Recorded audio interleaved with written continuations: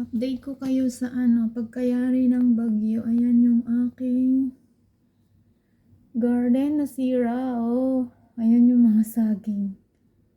Maraming nabwal at saka na maraming nabwal. Ayun. Sira yung mga dahon. Para dito sa rooftop.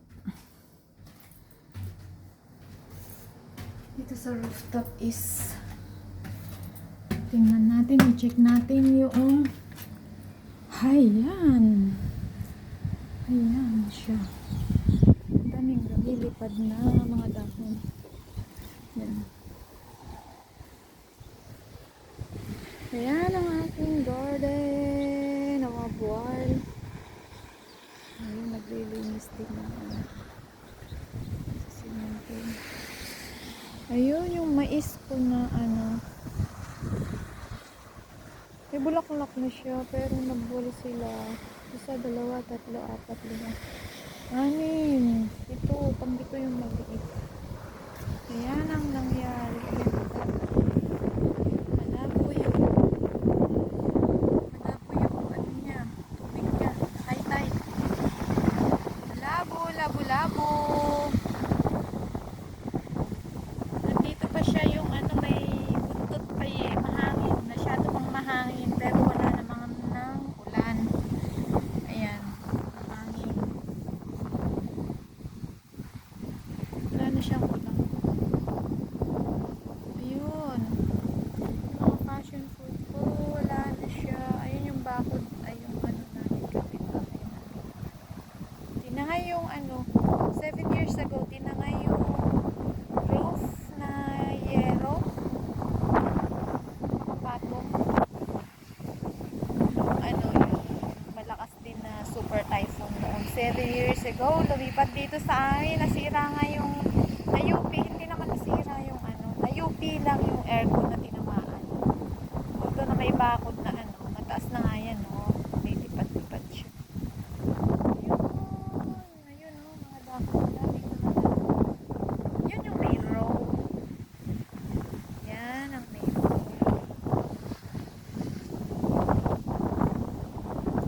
Yan, barbecuehan yan.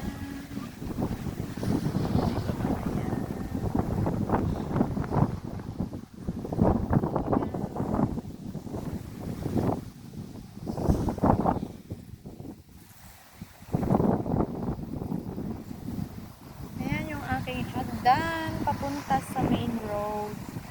Shortcut yan papunta sa town. Ayun. After ng building na yun is lakad pa ng konti is pier na. Natabingan yung pier. Pero pag may sasakyan or taxi, mag-taxi ako or may sasakyan kami papunta dito sa amin is dyan, may way kami dyan na hindi kasi makita kasi maraming mga punong kahoy. Linisan dahil sa bagyo. Yun pa yung ko, yung mga grapes.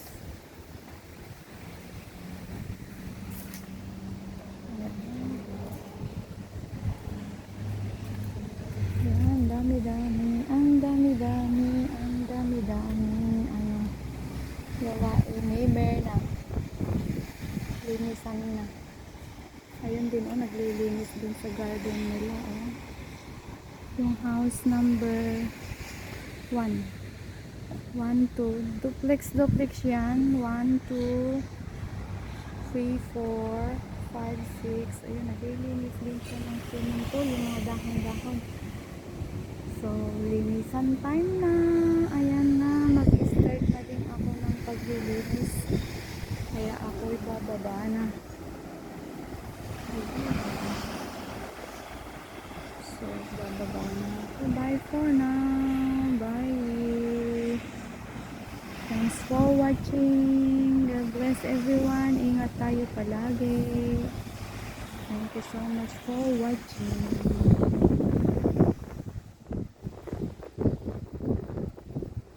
Pero may isa pang kasunod na na